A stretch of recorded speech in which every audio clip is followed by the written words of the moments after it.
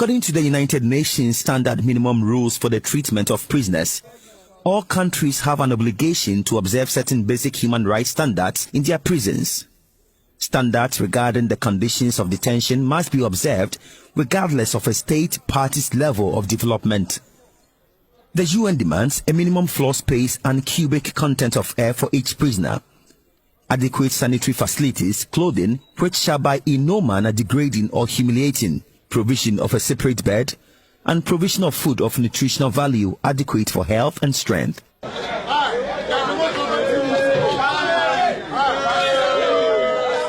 decide to go around and check how far these standards are being met in this prison.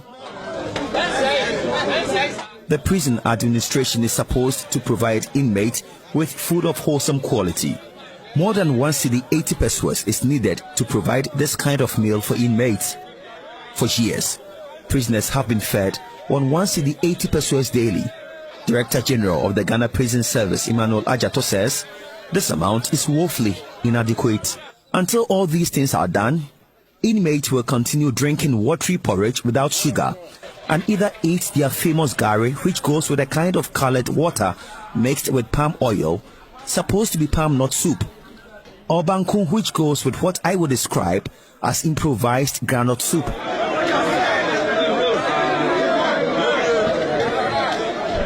For first-hand information, the inmates, together with their officers, agreed to lead me to their places of convenience. The stench is extremely unbearable. Okay, so I have been here for just a few hours. The congestion is just too much, and because as you can hear the background, they are not very holy. So anytime they see people like us around, they will go to tell their stories. I am struggling to breathe as a result of the stench and heat here, all because I am a first-time visitor. I wonder what asthma patients here go through. The remand population as of today is 625, and there are only 4 toilets here. Unfortunately, 2 of them are out of use now. This means the 625 inmates here share only 2 toilets. They form long queues in the morning to wait for their turn. At times, they do it on themselves. And just a few steps away from the almost half-full water closet are scores of inmates preparing different kind of food from their make-believe palm nut soup. Before they can eat the gari provided them, they have to sieve and do away with some large particles in the gari. Remember, all these things are taking place not far from their toilet. I wonder what will happen when there is outbreak of cholera. As you can see, this gentleman is fortunate to have received food from home.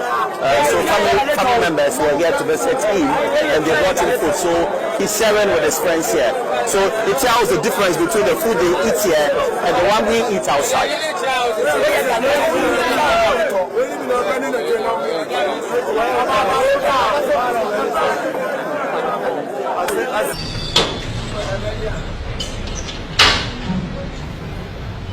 I am back at the Kumasi prison.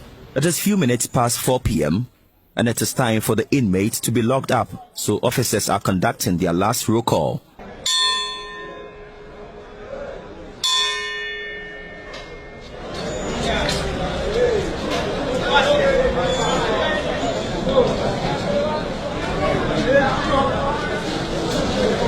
Inside the cells, the picture looks horrifying.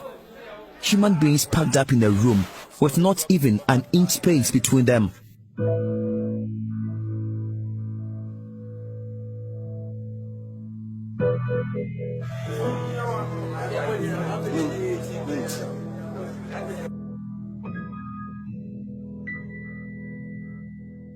They have been carefully arranged according to the years they have spent in the prison. The leader of this cell, Isifu Musa, says there are names for each sleeping position.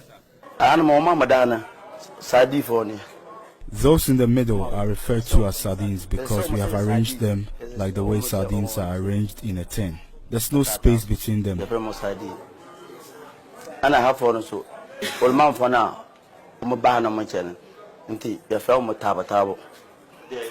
On my extreme right are the elderly and those who are not well.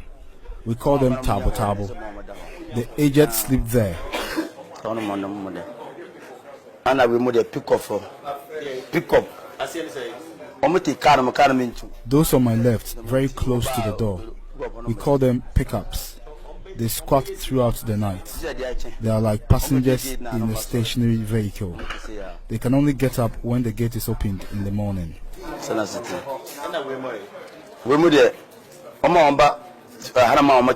For those on my left, very close to the wall, they have been here for over 4 years.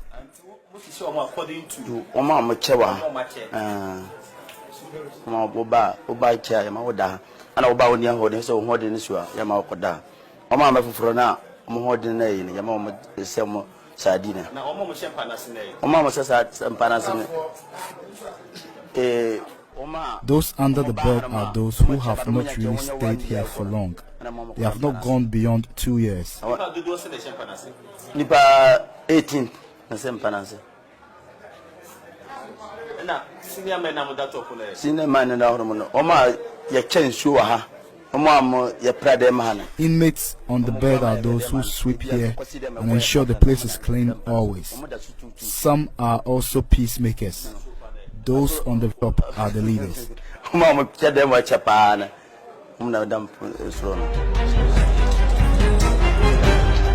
Left to roll.